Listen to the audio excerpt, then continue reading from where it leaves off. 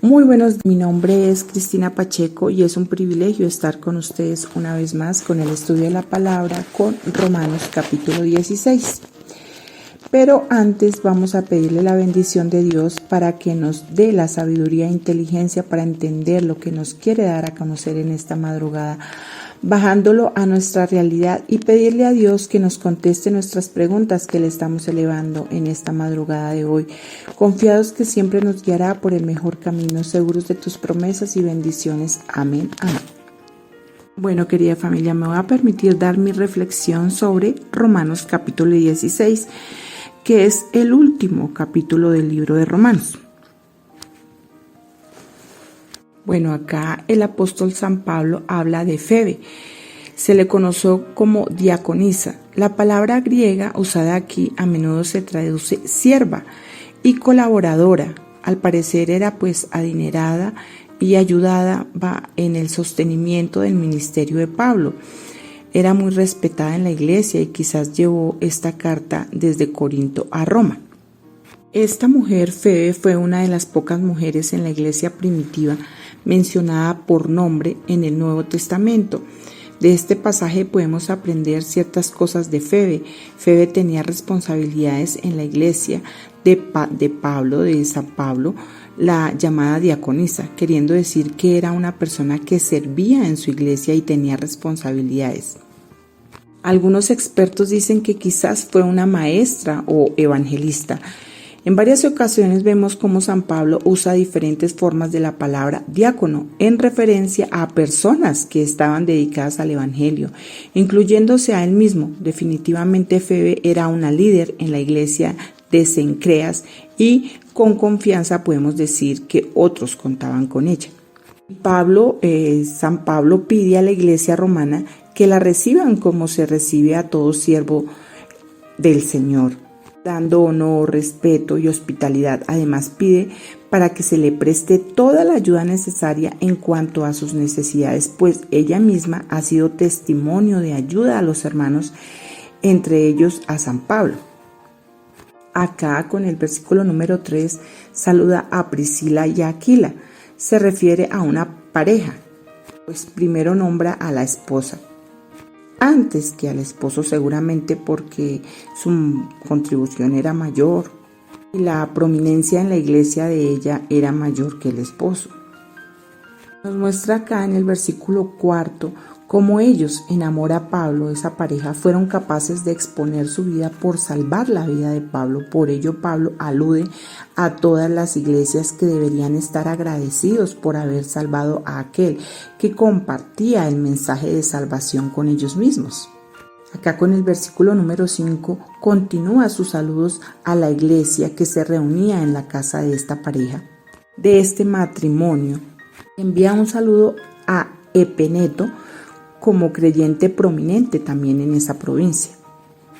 Acá con el versículo 6 de nuevo saluda a una mujer, a María, al servicio de la iglesia. Algunos mencionan que las mujeres servían o participaban del servicio de la iglesia en actividades que les eran comunes a las mujeres, aunque la palabra diaconisa usada en el versículo anterior demuestra que ésta cumplía con todas las normas que Pablo mismo había establecido para el servicio y liderazgo, así como el conocimiento y enseñanza de las Escrituras. Acá con el versículo número 7 saluda a Andrónico y a Junías. El hecho de que aparezcan juntos parece hacer referencia al hecho de que se trataba de una pareja, seguramente un matrimonio, por el nombre de Junías, que es el de mujer, y así se haría referencia a una mujer. Apóstol. Acá vemos con el versículo número 8 que saluda a Urano, compañero y ayudador en la obra de Cristo, junto al hermano que se llamaba Estaquis. En el versículo número 10 saluda a Apeles, quien había sido probado en la fe, seguramente por sus obras y su testimonio de vida. Acá con el versículo número 11 saluda a Herodión, familiar suyo, y saluda a los de la casa de Narciso que conocían al Señor. Nos muestra cómo había algunos dentro de la casa que no eran fieles o no creían en el Señor, en Dios. Acá con el versículo 12 saluda a otras dos mujeres, que era Trifena y Trifosa, que se esforzaban dando lo mejor de sí mismas para la obra del Señor, así como Persidia, quien también había trabajado con esfuerzo para el Señor. Acá con el versículo número 13 nos habla de Rufo. Acá lo muestran como creyente que junto con su madre se mantenían en la fe, que servían a los creyentes, tanto que San Pablo se había sentido como hijo suyo. Da las características de Rufo como favorito, como distinguido creyente, seguramente por su servicio para con los demás hermanos de la fe. Acá en el versículo 14 y 15 sigue saludando a otros creyentes, servidores, líderes en la iglesia que iba siendo plantada, y sus nombres iban apareciendo con la intención de darlos a conocer ante la iglesia, que crecía en número para denotar el servicio que prestaban como orgullo del apóstol y para que los que no lo conocían pudiesen distinguirlos cuando por algún motivo estos fueran a ellos. Acá con el versículo 16 recomienda, como era la tradición judía, que se saludaran con un beso en la mejilla como muestra de su cariño y aprecio en Cristo. Acá en el versículo 17 veo una gran exhortación, que debemos de tener mucho cuidado cuando vemos personas que son creyentes, pero que causan divisiones, conflictos, dificultades, porque se encuentran dominados por pasiones como el orgullo, la arrogancia, que les impide ver las necesidades que tienen de sujetarse y apoyarse o apoyarnos entre hermanos. Acá en el versículo 18 definitivamente nos exhorta a que debemos sujetarnos cuando estamos sirviendo a Cristo y no estar a nuestros propios deseos egoístas. De pronto sí podemos alabar al Señor, exaltarlo, pero seguimos con arrogancias, seguimos con orgullo, seguimos faltándole al Señor de alguna manera. Con el versículo 19, San Pablo reconoce la obediencia como un factor primordial entre los creyentes, mostrándole de esta manera la soberanía al Señor.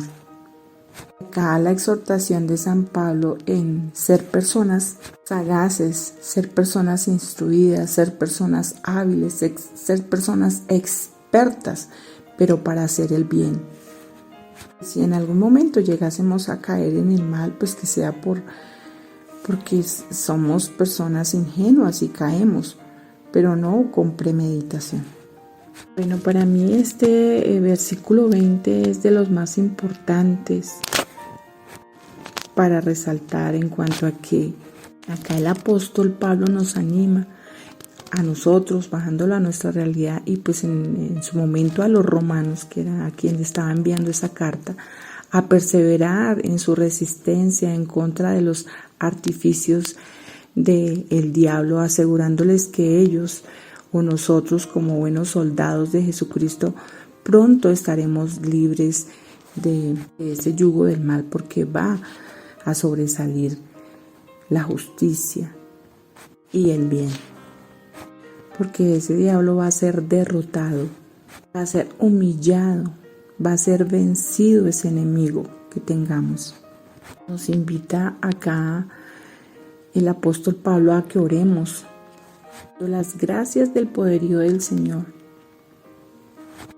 Nos exhorta a que seamos hijos obedientes. En el versículo 21 Pablo termina nombrando a Timoteo, compañero de trabajo, quien trabajaba también con sus parientes. Acá en el versículo 22 vemos que el que escribe la carta es Tercio. ¿Por qué? Porque el apóstol Pablo acostumbraba en su momento dictar sus epístolas.